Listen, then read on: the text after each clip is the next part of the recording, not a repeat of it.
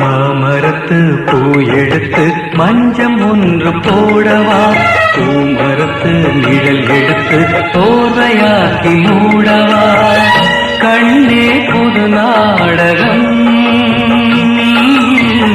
விரைவில் அரங்கேறிடும்.